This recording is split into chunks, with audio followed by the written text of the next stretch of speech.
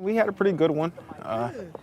And he wasn't even on our list. In January, anti-abortion super PAC Women Speak Out announced plans to knock on 4 million doors and spend $52 million to re-elect President Trump and candidates like him.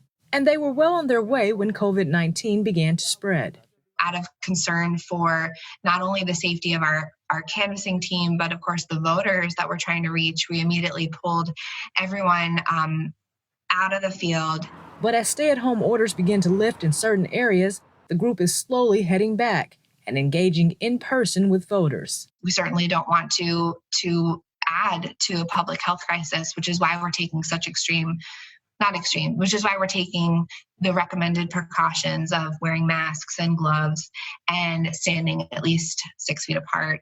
They say the reactions have been good, with people simply excited to see another human being. For years, door knocking has been used as a way to measure voter enthusiasm and to foster get-out-the-vote efforts. But other political action committees are steering clear and using the COVID-19 outbreak to lean into their digital strengths. And I'm going to share my screen and we will get started. Blue Future co-founder Nick Guthman is leading the next generation of Democratic voters.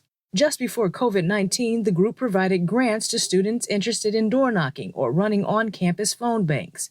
They quickly shifted gears. They would all get on a Zoom call and then put everyone on mute and start calling voters. And so they did remote phone banking parties or text parties. Now their political work is entirely online and will stay that way for a while. Guthman says young people are fired up right now about social injustices like the death of George Floyd.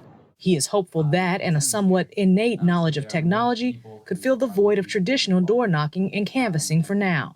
We launched our summer program expecting to recruit about 50 organizers. And we had over 450 students who wanted to be part of the program. When it comes to the presidential campaigns, President Trump and the RNC are moving forward with in-person canvassing events. An RNC spokesperson told Newsy, starting this week, Trump victory field teams will resume in-person volunteer activities and campaigning where states allow.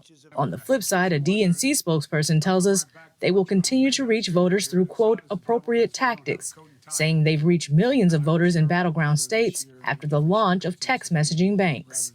Amber Strong, Newsy, Northern Virginia.